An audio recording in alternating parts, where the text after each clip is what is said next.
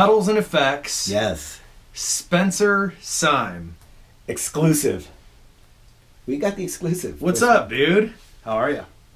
Thanks for having me. This guy. Ugh. All right, so if you don't know who this dude is, just pause it right now, Google it, and then come back in like a week. Well, you're already on YouTube, so just YouTube him. Yeah. Okay, just go to YouTube, but like spend an entire week on this guy's stuff. it. Okay, so Hella, The Advantage, Spock, Solos, aka Amaranth. Yeah. What else? Oh man, all Just like kinds of weird. tons of stuff.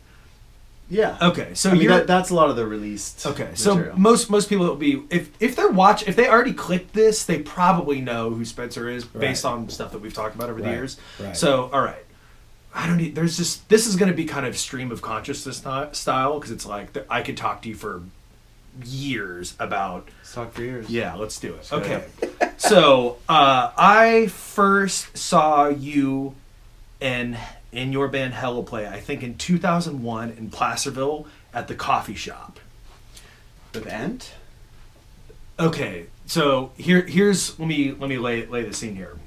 I guess I must have been 18. Okay. And my friend is like, "Oh, we're gonna go see this band in Placerville," which I didn't even know where Placerville was. So we were in Roseville, right?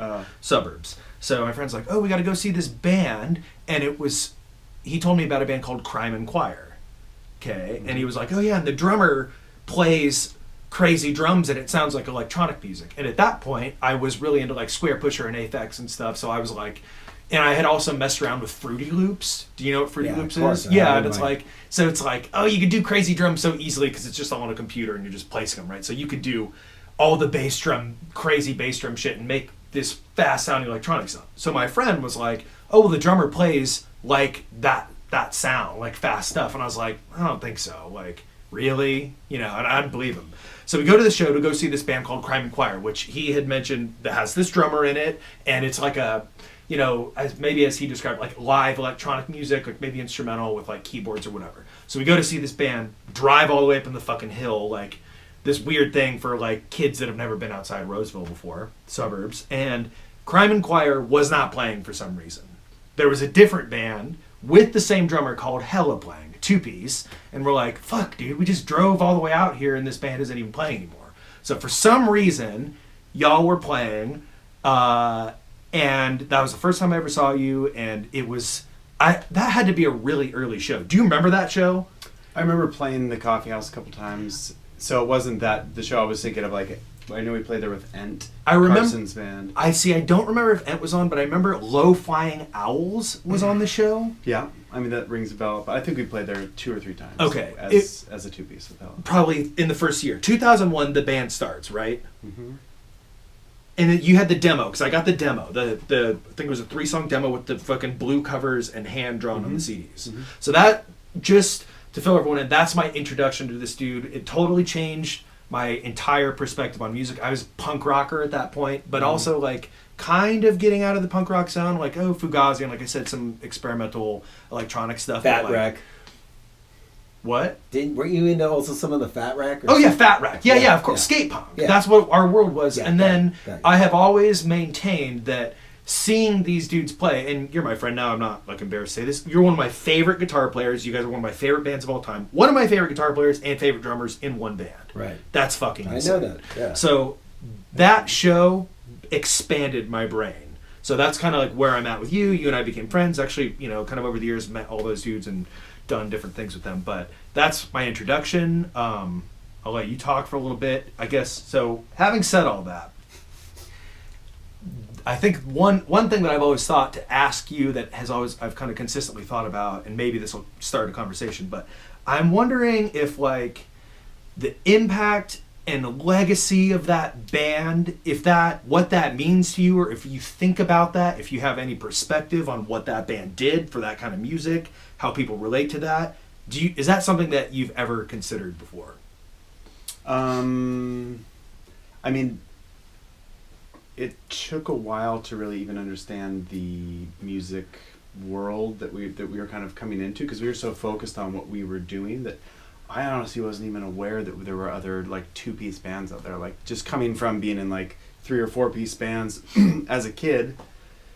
I mean, I guess I was just very naive as far as what else was going on in the music world. So we, you know, my whole high school, I should say, sophomore year through senior year, band practice, Legs on Earth.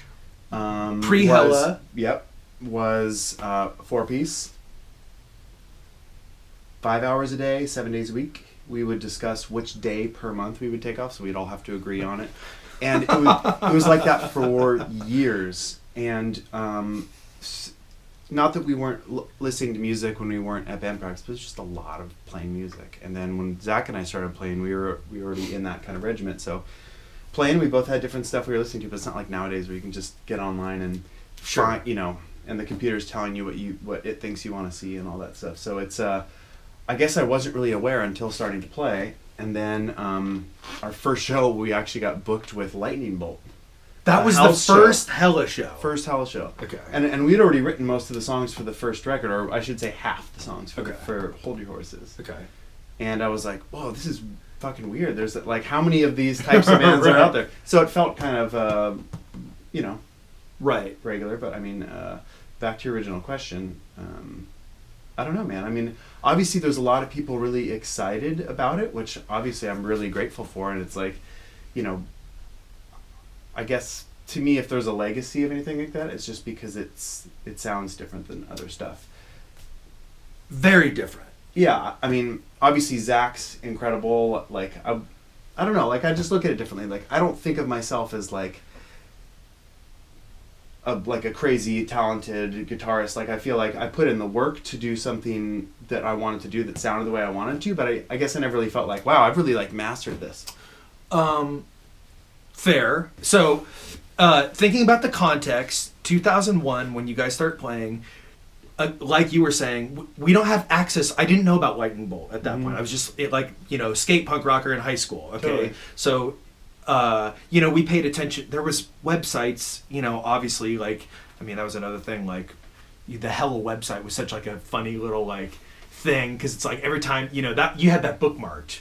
You know what I mean? Because it's like, that was the only way I knew when you guys were playing shows, other than like local like newspapers and stuff. Totally. But that's the way we paid attention. So you didn't have the access to everything. So seeing these dudes do this thing was so new at the time. Where now it's like, someone's going to be watching this from fucking some weird neighborhood in Australia. You know what I mean? Like, oh yeah, like I know who this guy is. Like, I could see his things and watch like hours worth of videos right now. But at the time, like, obviously there wasn't that access. So for me, seeing it was like, what is this? I'd never seen anyone playing guitar like that, and I've never heard anyone playing drums like that. So yeah, it was a really, really fresh thing, which I want to get into that. Like, I have the other thing that I'm always at is like, where does all that come from? I guess let's do that. Let's just get that out of the way. Spencer was the first person I'd ever see doing like two-handed tapping that wasn't Van Halen style.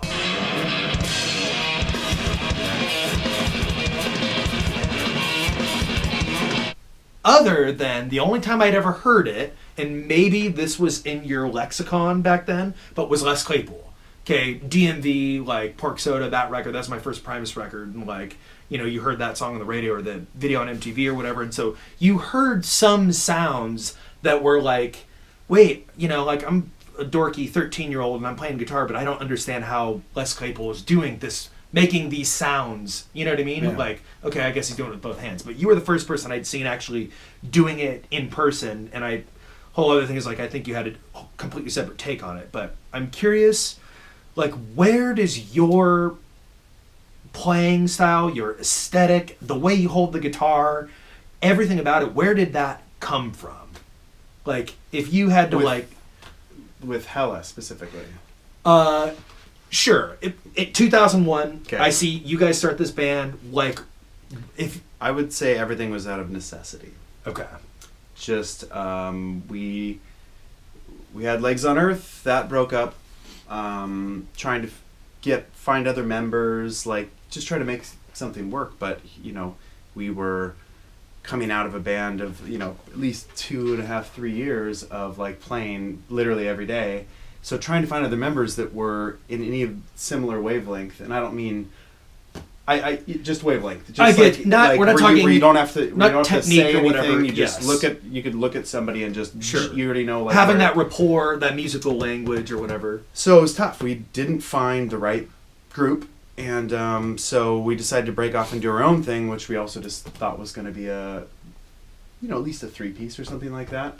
But in the meantime, it's just the two of us. So it's like, I'd never really tapped, I don't think, in Legs on Earth or I mean, I was aware of it from being into bands and, a lot of early, like, funk and, some Les Claypool, definitely a Primus fan growing up. But I never applied that at the time when I was really excited about it.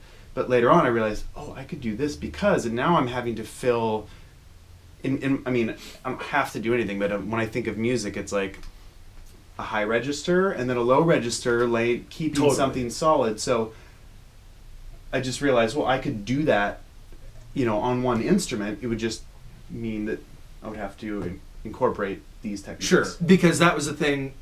The other thing I had never seen before, in your tapping, you're doing bass stuff. There's bass lines happening on like the low E string with the higher stuff. But it was like, to me, and even still now when I watch those videos or listen to it, it's so much more complex than just like, tapping out a bass line with the left hand and then doing some like, melody stuff with this hand. Because again, it was so like alien. It sounded alien and it fucking looked alien. And even now, however many years later that it's been, oh my gosh, that's almost, we're coming up on it. Yeah, all right, we won't even go there.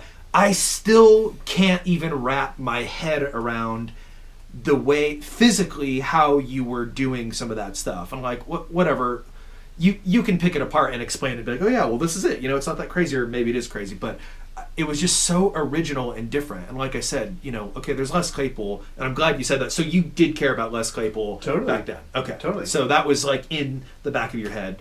Can you list like what's your favorite records? Like what's a couple of your favorite bands, a couple of your favorite records? Because I don't know.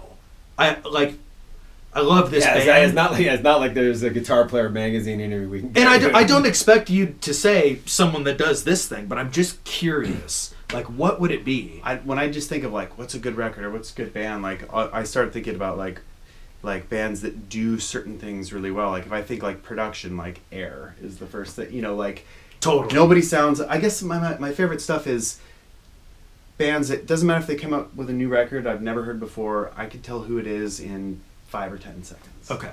So I guess those are my favorite bands, and I feel like everybody probably knows who those bands are. Nirvana. Sure, exactly. Right. Okay. And even though people said forever like that they started this thing and everybody sounded like them, I've never heard a band that sounds like Nirvana. I mean, like actually sounds like Nirvana. Sure. I mean, then it's like there's the Pearl Jam thing and that whole like you can obviously tell like huge influence. Maybe it was easier to replicate for people, but yeah, that band. But I guess just the stuff that's kind of undeniable that sure. sounds like its own thing. See, and here's why that's like so crazy, because and Air is one of my favorite bands too, and like I draw from all sorts of like different things, but undeniable, not ashamed to admit it, like see these dudes play and it's like, I want to do something like that. Was really inspiring to me, like, whoa, that's a thing that can be done. And so maybe it was this kind of thing where it's like we were starting our band. It's like, well, fuck, that's our favorite band. How do we do that? And it's untouchable. Like, again, so maybe you don't have like, well, none of us could have perspective on ourselves as musicians, right? But like your thing, again, I know I'm gushing here, but it was so different. And like even attempting to do, even in your bedroom farting around, it's like, fucking however many years later, I still can't figure out, because that's your brain, right? Like that's you doing it. You're a true original guitar player to me, so I think it's really cool that you're not going to sit here and like rattle off obvious influences or something that like clicked in your head to do that. Like you said, it was a necessity thing.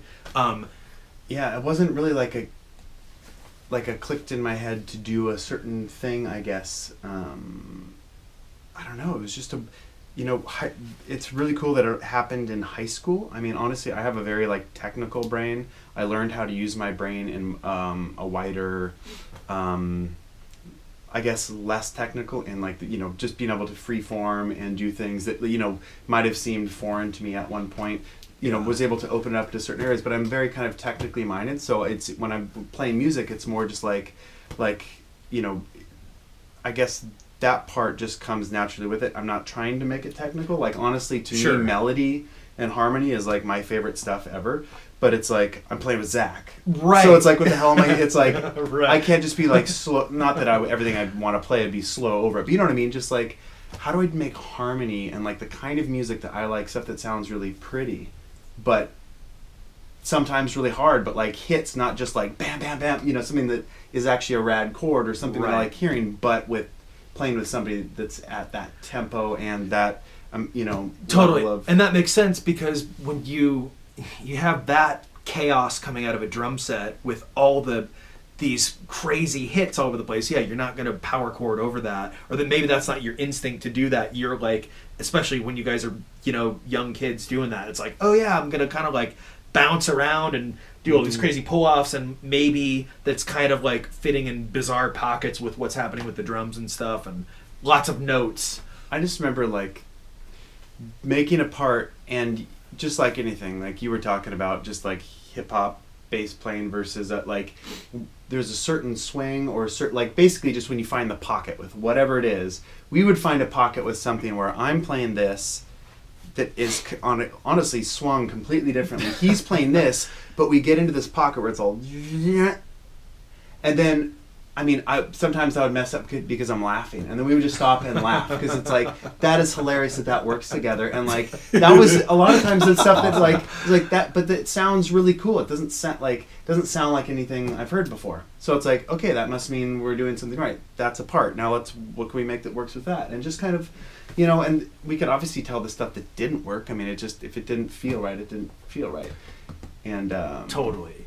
And that's crazy too, because the evolution of the band is fucking wild. Mm-hmm. Yeah, pretty wild. You saw that. I saw them as a two-piece, but I only saw you guys as a two-piece at the end of a four-piece show. And I remember having seen it, because I had heard you guys, because I know Manny had your demo, because you guys were thinking about maybe having Manny record, so you guys sent him some music.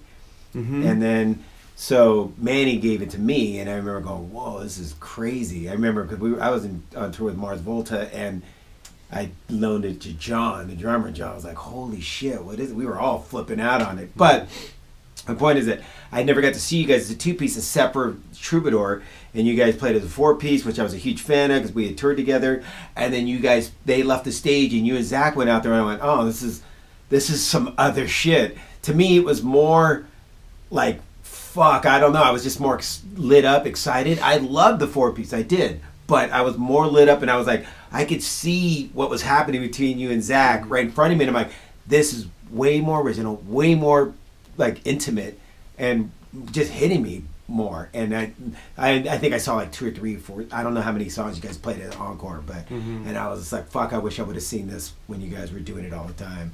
But I know Nick's seen millions of shows. Yeah. So the band starts off as a two-piece, then maybe goes for a couple years that way. So I saw you guys do it a million times in town. Also, this is funny, I never said one word to these dudes. Never met you, never even uttered good show, because I was just like a dork, you know what I mean? And like, I just, for some reason, like, I liked observing it, and like, something about in my brain, like interacting with something I was so into, just seemed off. So like, I remember specifically, even up to like, all the way up until probably whenever I finally actually met you dudes through mutual friends or something, it was like, oh, I don't think I'd ever said anything, because I'm like, I'm not trying to like be in there, it's just, I'm just comfortable on the outside. But yeah, so saw it, just you two, for a few years. Then we get to, we won't say three-piece, but Dan Elkin toured a little bit, and he'd kind of pop in there, right? Dude, like Sam, he was on like an SP, maybe 202 for a bit during live stuff. He sang with us for a couple. We released like an EP that had a track with him singing on it, because he just randomly was like, hey, check this out, and just gave us some songs that he had just probably from listening to him in the car or whatever, just like started singing over it and was like, I'm just going to record this over. Is it on the Bitches Ain't Shit EP? I believe. I think it is. So. And Dan put vocals over, I feel like, pre-recorded. The original demo. Oh, what? That's I what think it's the original one, not track. the whole. Yes, the 4-track version. Okay, so we get that version, which, I mean, we're just gonna call it. You did kind of did it a little bit as a 3 for a bit, then 4-piece, which was, as I understand it, all of 2005. Yeah. Everyone has said you guys. We've just because Dan, Zach, Jonathan. You guys toured the entire year basically through all the craziest shit, right? We did. I mean, it wasn't the whole year. It was. I mean, throughout the year, but there's days off and little bits here and there. Sure. But I know we played. I think probably like 110 shows. Okay. And so it's like a show every 3 days, basically. But Right. I mean, obviously, when you're on tour, it's every day. Sure. With a day off every And 2 weeks. So okay, let me see. Mars Volta, System of a Down arena tour, which, all right, let's just pause there for a second. Looking back on that, like, I mean, there's also the documentary Portals from that, which, dude, trust me, I watched that a million times, but like, and I remember what you had to say about it back then, but like, that's nuts, right? That's still a crazy thing. What? Portals or the having done an arena tour with that thing. Dude, and it just had to do with the timing. I mean, we weren't really, I don't think, savvy enough to or maybe we were and we just didn't care, like, to choose what would be the best thing to perform here. We just performed what we happened to be doing then, which was kind of an experiment. It's like, like the early days of starting to, like, accidentally alienate our fans. Because it's like, if you're a 2-piece, like, most people expect you to just be a 2-piece. And it's like, because it has a specific sound, but then it's like, we decided, it'd be kind of funny to do a record where we both just recorded our own record and didn't hear each other's record until it came out. Just to do it, and then the record came out. It's like, well, it'd be kind of fun to tour this. So I learned some of the songs on Zach's record. Right. He learned some of the songs on my record, and then we got Dan and Jonathan. Were awesome enough to come and like devote a year to just retardedness. I mean, Right. and then like trying to get all those frequencies of what's going on to sound good in an arena. I'm sure it was just hilarious. So there's probably other versions of the band that could have made more of an impact on the fans. So that's the only thing that I look at as like, or see as like, it would have been kind of cool if maybe certain things were different, but it doesn't really matter. Now that's crazy because that double record was so confusing to me. I mean, we could say alienating because I was local. I think I used to say, I don't even know who I said it to, but I would say like, yeah, this is like a shooting yourself in the foot kind of maneuver. It was so weird. Like I go, really? You guys are just getting momentum, and now you're doing this because so there at that point there's 2 records out. There's EPs. There's the Bugs Bunny EP, which kind of got into like some more instrumentation, right? Totally. Okay, so double record. So weird to have gone from just being this ripping 2-piece to doing like, let's individually do our records and then put them on one. And you guys toured that whole year as a 4-piece. I saw it a handful of times. I didn't see it on the Mars Volta tour, but I saw it in a few different venues and stuff. And I remember being so weirded out by it. Also, because when I saw it, Fool's Foundation, maybe saw 1 or 2 Fool's Foundation shows. It's just basically, it was insane sounding. So it was Spencer, Zach, Dan Elkin, Jonathan Hischke, Dan singing, Jonathan playing bass. But looking back on it, that is my favorite. You can't deny 2-piece, like, and how the band started and stuff, but 4-piece was like kind of equally as important to me, just in a different way almost. Weird. Well, I'd like to ask you how. How would it be? So I got Dan gave me years ago a copy of the actual recording for the Portals movie of the board recording, right? You maybe did like a rough mix on it or something. Yeah. Probably. Dude, I know that thing up and down. That's so funny. Yeah, and I don't know, just something about just the way the band was playing, because there's clarity to it, so you could finally hear it. There is, which but it was so short-lived. I feel like we would have had to have a on tour sound man to actually dial things in to where the audience would be able to see any of that clarity at all. Totally. Yeah, and I think a lot. I understand, and like I know Dan's even been like, oh yeah, it's not the greatest sounding thing, but I don't know, for some reason for me, just having been so confused by it and like seeing it live and at the time not getting it, but then being able to like... That makes sense. Because being still kind of in our infancy as far as musicians, or just being, playing live. And I mean, when I say infancy, like, the first few years, the first like 3-4 years of actually doing that, weren't at the level to be able to hire a sound man. And also we're just like, well, it sounds pretty good. We're going to get lucky in certain rooms and it's going to sound great. And probably more often than not lucky. And it's just, the people up front are going to get more out of it because they're going to be able to actually see what's, they'll hear something, oh, you can actually see what's happening and everything. But, it's just one of those things. It's like, it never got a chance to like fully it sounded great in the arenas though. The 4-piece, when just touring with you guys, I saw every show when we did tour together, and I was like, it sounded fucking great. Always, it sounded amazing. Joe didn't do sound. No. Who did? Whoever. Systems. Dude. I think it was Systems. Oh right. Sound man. He was just cool enough to like, we did some pretty extensive sound check maybe the first time for the first show or second show, and he just got a setup where he comes up and hits the Helimix and the board goes to where it is, and he can make some tweaks. But as you know, like our sound checks are like 2 minutes, or 5 minutes or something, to for those shows. A couple times we didn't do a sound check, and just kind of walk out to an arena and I don't know, it's gonna sound like what's gonna sound like. If anything's that bad, he'll make an adjustment. But yeah, so that was really awesome. So we he just kind of ran our pre-mix. Yeah, see, amazing. But it just was, it was exciting too, because, it's one of those things that you have that pressure or that anxiety of this band playing before you and us going, are we getting smoked every night? Like, you know what I mean? Like, but you take that into consideration. Well, I mean, maybe we had shows where we performed well and it's like, yeah, we were really good too. But I'm sure there was a show where you guys smoked both bands. I mean, it's just going to happen, especially because the opener has always got the advantage because they're nobody knows who they are, and then that gives you like that shock impact of like, who the fuck is it? This shit's amazing. And so you get that impact because you know what you're going to get with Mars Volta or System. If you're in that venue, you're going to be like, oh, I know what they sound like. No, who is this? So I don't know. That's why I saw it, at least, Yeah, I mean, I'm not unhappy with it. I mean, I feel like, maybe, I think we were more thinking of Dan and Jonathan, especially since we have a 20-minute set. It's like, I think as far as a show goes, it would have made more sense for Zach and I to go out and play like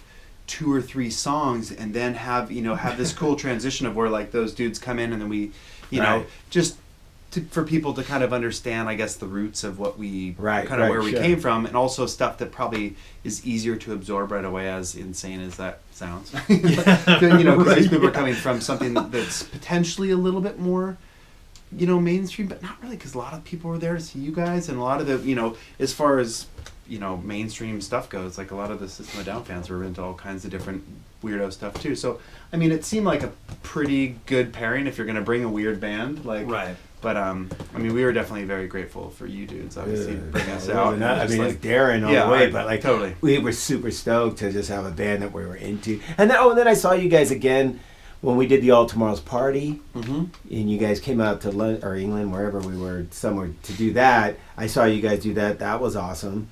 That was just an awesome week, just to see every band having to like really wanting to be amazing because everybody's amazing and they're all your favorite bands, and you're just like, fuck, everywhere you turn you're just like getting blown away. I mean, the Locust that to this day was crazy. That was crazy. When Justin was in here when we interviewed him the first time, I was just like, just want you to know, I thought you smoked every band. Like it was just the most impactful, meaning that's what I mean by smoke, because there's so much different. You can't put one band up against another when they're so different, but their impact was just devastating. It was just like a bazooka to the audience. Pow! I remember just going, fuck, I had seen these dudes before, but they're killing. That was the first show that I'd seen where he was using the full modular yeah. stuff. And did some of there was those totally drops. different sound, totally Yeah. different stuff than I'd heard before, but sonically it was fucking nuts. That era is just, maybe that's kind of like a thing too about getting back to the original thing about like if you have perspective on the legacy of that band, but even more as a whole, like that era of music, because that was so fucking crazy that whatever that little maybe 5 or 6 years or something of just like all these bands that were just like equally as impactful as like when I saw Hella, maybe the first time someone saw Locust or Lightning Bolt or Mars Volta or any of them. There were so many, and you guys would all tour together and do all this crazy stuff. So it's really weird looking back on that, and I don't. Maybe it's like a nostalgia thing. I can't tell because I was young and excited, for all this new music that I was hearing. But I don't know. I don't see that. I haven't seen that since that little bubble. You know what I mean? Of like bands that were what you guys were doing. Because you guys toured with Lightning Bolt, right? Or no? We did shows with them. Okay. Or the Periodically. Locust? Did you tour with the Locust? Yeah. Yeah. That's what I remember. I think that's what Justin said, that you guys had toured together. So did you guys remember any other tours you guys did that were with weirdo bands? Like, Well, I think the Locust was with My Name is Rar Rar. The Oops Jonathan- tour, right? Was that called the Oops tour? Sounds familiar. I've heard Jonathan talking about that stuff. Oh man, all kinds of weird and great, bands that weren't really the same, but like Quasi. right. And awesome. then, awesome. I mean, probably the tour that sticks out the most was X Models and Need New Body. The three of those bands toured Right. around together. I've heard about that. Dude, tour. it was the funniest group of people to all be just like caravanning, and then what an interesting mix, throughout the show of those three different bands playing. That tour ruled, and I will always remember that stuff. Like, All right. Speaking of tour, I have a funny thing that Zach has mentioned before. Let me get your take on this. Okay, he told me a story about you guys had gotten pulled over somewhere and on tour, and I think you must have been driving, and maybe you had like you had heard a this, huh? maybe cop had an attitude, or you had an attitude with the cop, or whatever. We all have attitudes with the cops, and like maybe he'd asked you to like jump out of the car, and maybe as Zach had like done an impersonation, you kind of just like hop out like an asshole or something. You know what I mean? Like disrespect. Not like all like sheepish, like we should Like be I cops should on have tour. been? Yeah, and I feel like he said that maybe there was. I think the same instance where you had to you guys emptied out the van, like, and there was just a line of just shit that would have been in the van that you just lined up on the side of the road. So that would be different, I think. I mean, we were lucky we didn't get pulled over much, which is kind of crazy because it's like a bunch of long-haired California boys, right? like in a van where like weed is not legal anywhere basically yet. So Right. it's like, You're but right. I think we got pulled over twice in Texas coming in or out of South by Southwest. Okay. But that was just going over the border. Okay. And Joe was driving. Okay, Joe was okay. That's a And separate they story. had, Okay. From whatever, past, Joe had something that they didn't like on, just on the computer. Okay. And they were like, okay, you guys need to, whatever the reason was, and they told us take anything larger than a quarter and put it in a straight line. So that's real. Yeah. Fucking jeez. That's so So, but the thing is, we didn't have to like take a suitcase, open the suitcase, and it was more just like take everything out and put it in a. Like, Right. You have to open everything out, take each string off the guitar, and lay it down. But every box, every backpack, everything was just on the side of the road. It, like get all the stuff out of the change thing, and like, yeah, Okay, that's rad. seems pretty standard. Okay, so that's hilarious that actually happened. I'd always heard that story. Okay, so you go from 2-piece, 3-piece, kind of 4-piece, then you guys make a 5-piece Hella record. Talk about that for a sec. different members. Different members, completely switch it up.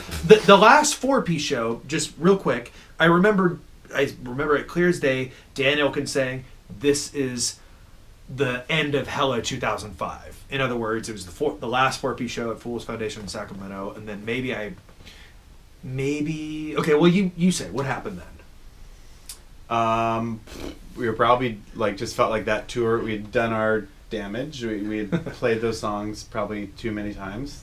to still be sane, and we're like, okay, that's cool. That, and you know, we give those guys a break and us a break, and I mean, I think probably the whole reason that tour and that the record even happened is I think we just have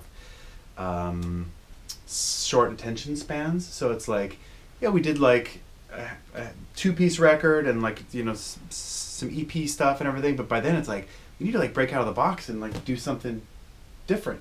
Even though, like you had mentioned, that we were kind of like in our infancy, like we probably should have done another couple 2-piece records and let the momentum really take off, because it was, and you know, obviously we did something different.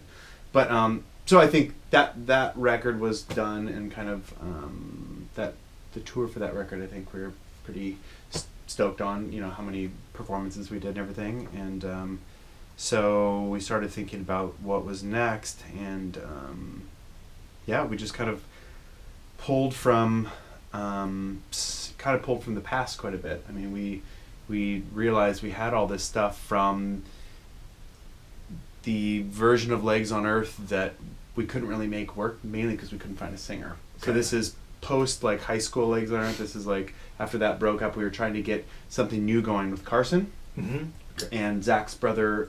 So Carson McWhorter and Zach's brother Josh Hill, or cousin Josh Hill. This is after Legs on Earth, before Hella. Yes. Oh, okay. Okay. And so because that didn't work is why Zach and I were like, fuck, let's go do our own thing. Got it. You know, not that we weren't getting along. I mean, it was just high stress. We just come from an insane, gnarly breakup.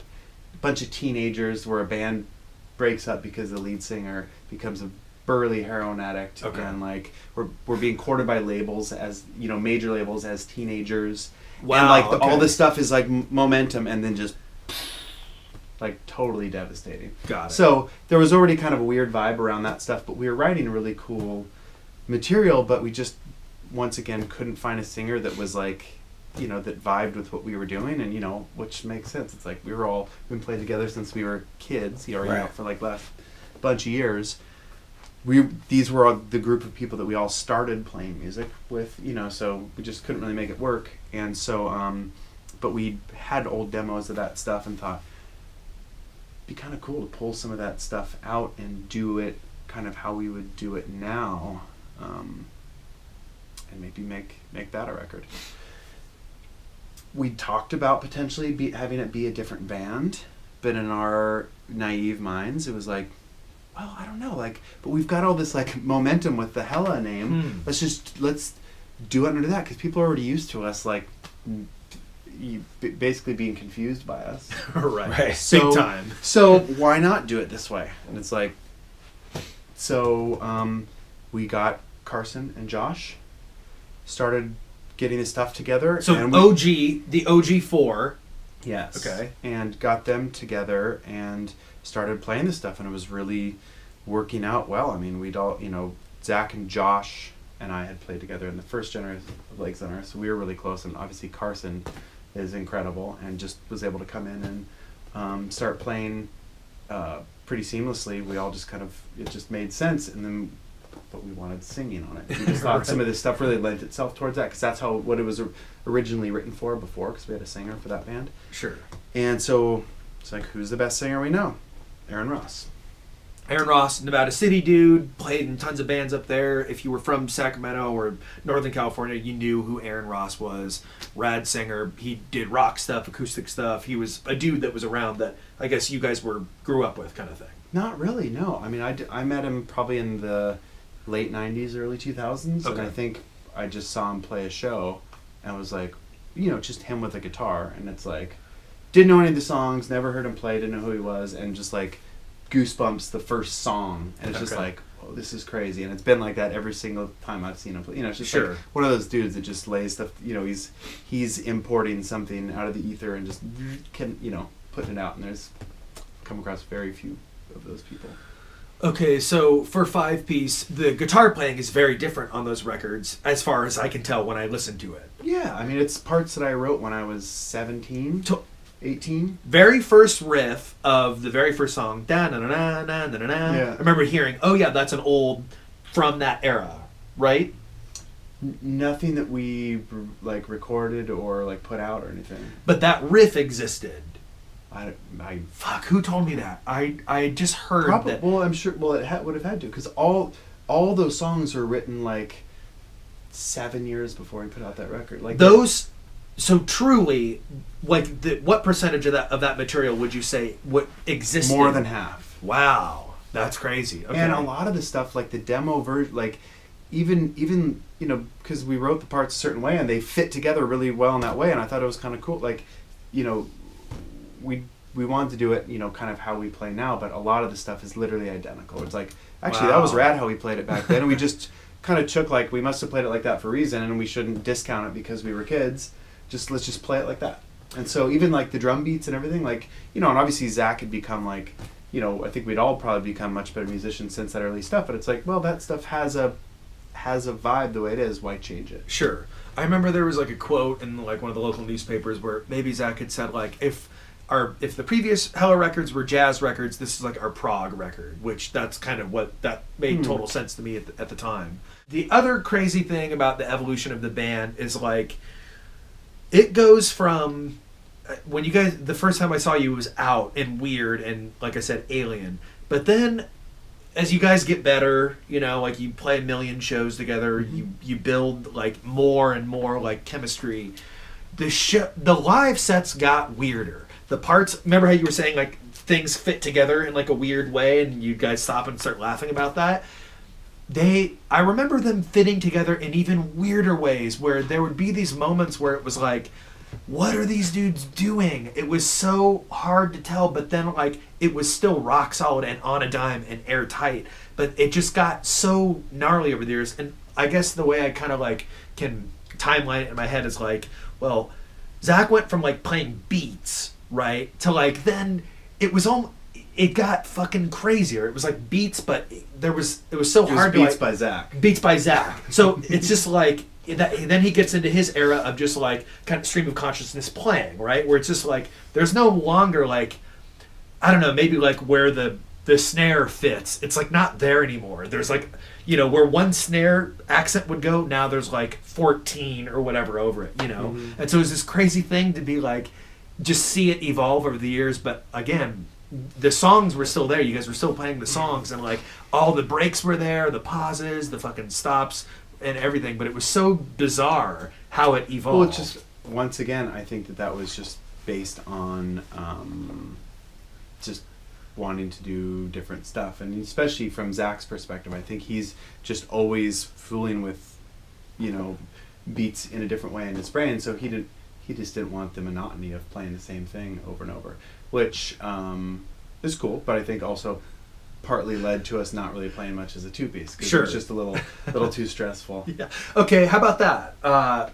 What composing to that stuff, playing with it live, I mean, what is the workload for you doing as a two-piece band, and you want to hold on to all the pieces that are coming from you? You're creating all of the melodies, the harmonies, like, I mean, it's rhythm and the fucking one guitar, right? Drums and a guitar. So like, what is the process for that? I mean, I guess starting from scratch or jamming in the practice spot, or I guess kind of all the above. All of the above. And it depends on the record. Both Hold Your Horses and The Devil Isn't Red, which are both two-piece records, we wrote in a room next to Zach's uncle watching TV, you know, just hashing out over and over, putting the songs together, and, you know, getting them to a level we wanted all in a room. Where like Tripper, which is the most recent two-piece record, all those songs were written and recorded the same day. So that was a totally different approach, but we thought this might be kind of fun, just like kind of touching with what I was with the, you know, playing the stuff that we'd written when we were kids a certain way. It was like, why not just get it the way that it is right when we make it? Because we can get in the pocket enough to, yeah, we could write a record, tour for a month, come back, and it would be way tighter than probably what we recorded. You know, there would be little things that were tighter, but it would have lost some stuff too. So, yeah, so going crazy, you know, practicing every day, writing the stuff at a rehearsal space, or just going into the studio with nothing and just writing a record and recording it.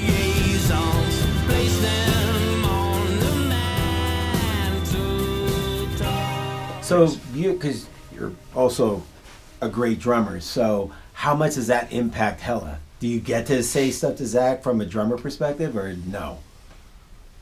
Did that help? Did that help your communication? I didn't really even need to say that because, like, I mean, Zach and I work really well together in like writing. I mean, we always got along pretty darn good. Like, but there were things that just like where we just butted heads and it just didn't. But studio was always, we could just sit down, two dudes in a room with instruments and just make stuff. And sometimes like if we had a crazy argument, we just get in there and like, and it would be like better than it's ever been, you know, kind of thing. So we could just get in and just like, just put it together really easily, no effort. So but I'm saying, like, so you're a drummer. Does that help you understand his perspective? Because I mean, I made one record with him, and I was just like, it's fucking gnarly. It helps me understand what the hell he's doing, and then if I do have a suggestion, I can form the suggestion in a way that doesn't just sound like I'm, you know, like a Neanderthal. But you know, it's like I could actually pinpoint the thing I'm talking about, and you know, right. Then we could go from there. Kind of. It made it easier to have conversations about adjustments. You know? Right. Okay, I want to rewind just a second because I thought of something. Okay, the other crazy thing about your playing is the note choices, like the way your chords and how you would build all the shit with both hands, and the note choices are still to this day so bizarre to me, and like where they come from. I mean, you're like making chords and stuff. I was just, after we had met up the other day, I kind of was checking out an old video from the concentration phase era, two-piece Japan stuff. Got it. And I was like, just watching your hands, I was like, man, I still don't that's not something, it's so far outside of the box that I would think it in as a guitar player. And like I said, I'm a Spencer Ultra fan. So, like, what do you have what's your comment on that? Like the way your note choices and just the way you approach picking up a guitar for Hella, for that band. I would say probably just the standard EADG something E tuning. Yeah. Just never really, I mean, I've written a few songs in that, but I don't know. For me, it didn't really sound like it had many options with that. So pretty much every song was written in a different tuning. I did not know that. I guess I knew that maybe that sometimes there'd be that, but that was common. You were always, most of the time, in a weird tune. Yeah, so that's why I would like just do a quick tune between each song. And so, and it was usually at least 4 of the strings changed. Sometimes it was all 6. Wow. But most of the time it was between 3 and 4. And are we talking like Sonic Youth tunings, or like just your brain? Like, oh yeah, what happens if I move this G string? It's funny because I was trying to remember, like, I'd written down, because we'd written Tripper and recorded it the same day. Like I actually made videos of myself in studio playing because I knew I'd forget it like 2 days later. The actual tunings. But those are like my tunings, and it's where it would be fretted on the guitar because I don't know what notes they are. Okay. So where it would be fretted on the guitar, starting with the E. So Headless says 5 5 5 5 7, and that just makes sense to you in some way. Yeah, you're just fretting up to 5, and they all have to the strings have to sound like each other. Okay. and then you'd be fretting on the 7th for the E and the A to sound like each other. Okay. Wild. But like that's how I didn't have to do that with the first couple records because we'd played it over and over. So, but those are alternate tunings too for those things. Every song. Oh man. See, that was the other thing. I never attempted to. Well, maybe there was like a riff or two that I would like nerd out in my bedroom, like kind of again because it was a physical thing too, right? Like even. There's a weird physical nature to doing two-handed tapping stuff, especially when you're doing the bass thing. And again, yours is an alien thing which never even synced up in my head. But like, you can kind of get it, especially like being a kid in high school, like tapping out punk beats on the desk. You know what I mean? Like, it wasn't completely new to me to like approach percussion. Yeah, and then you're just applying percussion. It to like exactly hammering onto a string. Drummer. Rhythms in your head, so it totally makes sense. Yeah, all the tapping stuff, I always thought that came from drumming. It's almost like clavinet playing. Like you see I even though I didn't do that in Legs on Earth, I did practice and write some stuff in that, like when I was like 16, 17, but I didn't play drums yet. So it was more, but I've always been very rhythmic, like as a kid, like, I mean, I'm not the kind of person that's like sitting with like pencils and but like in my mind I always have a beat going from the second I wake up to when I go to sleep. And it's like when I was a kid, like I remember just like always hearing rhythm, and maybe that's just my parents raised me on great music, just all classic funk and early rock and roll into like 60s psych, and I mean it was so I had a really good musical upbringing as far as like understanding what's good, what type of feels good and sounds good, and so I always had songs in my head, which beats, and then so hell is happening, all this crazy shit that we've been talking about. Somewhere in all that, this band happens called The Advantage. The Advantage is a band that started, I guess, about 2 years before Hella. Okay. In high school. Okay. I had always wanted to play that music in some way, shape, or form, but being a completely untrained musician, the idea of like all the scales and everything involved on guitar was just like seemed pretty mind-boggling, and I guess not what I was used to doing, because I'd never really like learned pieces of music before. So that here I want to do this project, but I can't really figure out a way to do it without like taking like serious amounts of guitar lessons and all this stuff, and or coming up with a way to do that. Shortly after having that idea, I met two kids in my high school that were a year younger that were already starting to do that, and they had learned them on guitar. Sorry, do what? Learn Nintendo songs from the first 8-bit Nintendo system.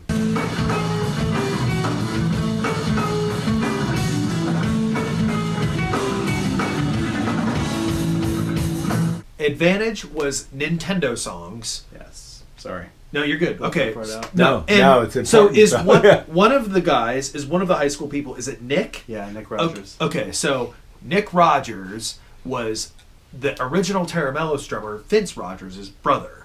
Okay. So just to bring it all home, Right. so like, and we knew Nick, we practiced at Vince's house. Mm-hmm. You guys practiced in that back thing. Yeah, I remember that was the back original. building. Mm-hmm. Yep, that was us as well. Okay, so Advantage, you meet a couple guys. You Yeah, guys a guy and play a girl. So it was Nick and Cassie.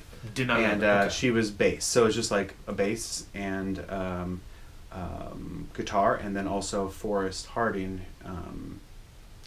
I feel like when I first met him and talked to him, I was seeing just two of them playing, and then either Nick or Forrest came in to the picture like a couple weeks later, or maybe they were all three already playing together, and I only saw two of them play because one was sick. I can't remember, but pretty quickly after, I was like, oh, here's all the instrumentation, all the shit I didn't want to do because I didn't know how. They figured out the And it's guitar like, stuff. and by that point, I was starting to learn how to play drums, and so I was like, I would love to try playing drums for this stuff, because like just growing up, like that stuff, certain songs just like hit me so I was just like, God, it just rips, like I mean the kind of thing where you're playing a game that you really don't want to play, that because you've had to go through all these levels to get to the end to beat the game or whatever, but like there's a certain level that's like crazy hard to get to, but I just want to hear that song, no other way to hear it, so I started recording them with the recorder just so I could like that kind of thing, like you had just a cassette nerding or out, something of it. Yeah. nerding out and doing that. So these guys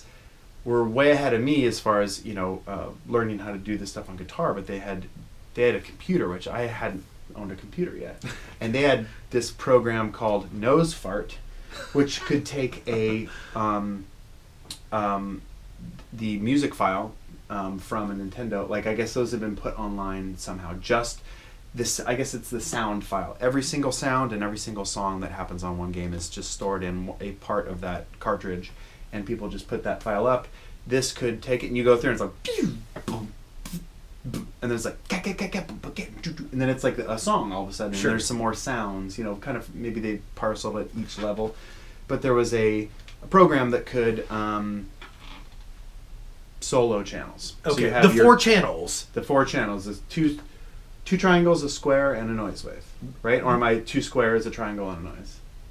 Whatever it is, it's 2 high register, like guitar-ish sounding, a bass register, and a noise, which is the drum. Rhythm, drum, snare. But you just check boxes. Okay. Check them on, check them off. So when one is checked on, now you have that instrument soloed, And if it's the really fast stuff, they would take it and put it into a wave editor and slow it down so they could get it note for note. Because at that time there wasn't like sheet music for every Nintendo song out there, and we kind of went towards the more obscure stuff that sounded more like the kind of music we want to play, not just like the Totally. We did Yeah. end up playing. What year is this too, roughly? Also, 98? because we're talking archaic software, not like Probably probably. rack mount. Like I think his computer was like pretty big. It was like had a 125 meg hard drive or something. And when you say online, that's also early days of online as well. So like dial up at your parents' house. you're not just jumping online like in 10 seconds. I have all of it at my fingertips. There was probably a process to get it and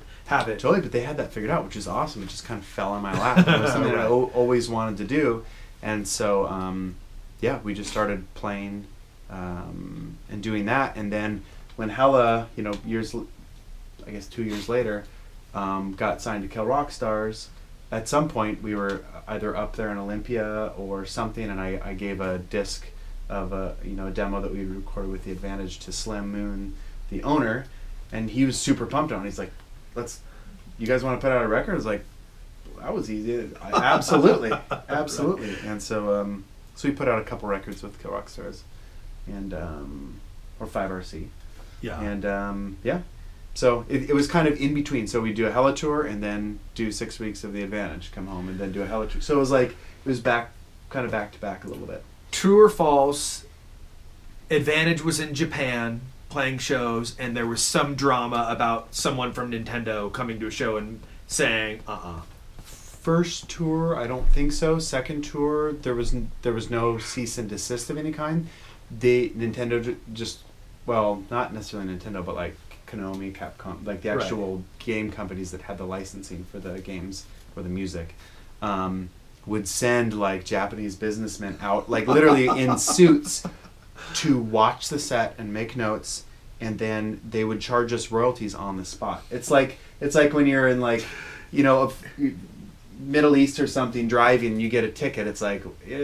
You're kind of just paying it on the spot. Right. It's kind of a bribe, but it's also kind of the way they do tickets. So it was hilarious because I think that maybe Capcom got the most at like our Tokyo show. Okay.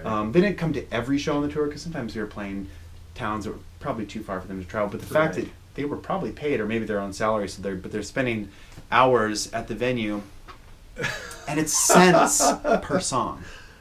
Yeah. So there were times I don't think any of the guys got more than like $5. And here he was hanging out. He spent the night. He took the gas money and used the company card to buy a beer or whatever for $5. Totally. Oh wow! Just to prove a point that you're not getting away with it. That tells everybody. Honor. That's honor in Japan. Yeah. Well, I mean, it's just like, well, that's cool. I mean, we tried for years. We actually had a connection at Nintendo. Because we wanted to be legit with it. Like, we wanted Nintendo to be stoked on what we were doing. We want, so we sent tons of letters, had him hand deliver letters to their legal department and everything. And their response was, I mean, the 2 times when we got like a full, like, written response was that basically, we don't want to write a contract saying that you guys can do this because it's not worth us paying their lawyer to write up something to say that we can do it, because on paper what we're making is just like peanuts. And so it's like, well, that's what it is. And did you ever see Advantage? No. Dude, party band. People lost it for the event. Those are some of the funnest shows I've ever been to. It was just very fun. And this is also early. There was not, now I'm sure bands cover, there's entire fests dedicated to bands doing game music, but this was very early on, like before anything existed. Right. Like I remember those shows were so much fun. Totally. It was a nice break for all of us just to kind of go on the road and just have fun. There's no artistic differences. We all got along, so it was just like, it was a nice like performances. Just like vacation, just like get out and just a different type of tour. The Hella stuff was maybe more exciting because we were really excited to be showing our art to a new crowd each night, or potentially at least a certain portion of the crowd each night. Sure. But yeah, Advantage was fun. Rad. Okay, what are you up to now? What is your life like? What music? Otherwise, what's up? So I have a 5-year-old and a 2-year-old. So the last 5 years have been pretty nuts because it's like the first baby goes, like just insanity of like babies on the second that the first one is like you can actually have conversations with it and like, okay, I can actually like kind of get out and do more stuff and everything. Another baby. Plan that way for the chasing. Sure. But so yeah, just kind of insanity. Just like doing whatever I can to support a family while also I have a studio in Nevada City that I've had for 5 years. So I go there, play drums, work on recordings, but nothing that I've wanted to release yet.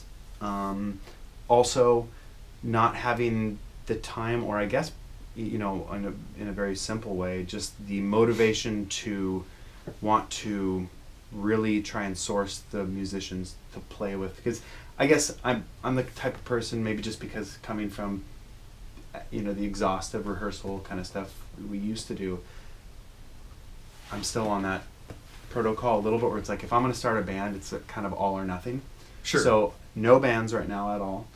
Tons of recordings, a lot of different things in the works, a couple records that are coming out in the works. Not going to mention them right now, but there is stuff coming out. Cool. And then also just right now kind of coming out of the woods as far as like kid stuff, insanity, and actually being able to like hang out with them, bring them to band practice, do it, having it to where, just kind of coming out of the woods and up here having crazy motivation now and just like excitement for playing music again. So awesome. So cool. Well, you're a friend of Pedals and Effects. We'll have you back next time. Definitely. We could talk for hours about this stuff and gear and all that. So absolutely. My man. Thanks, man. Dude.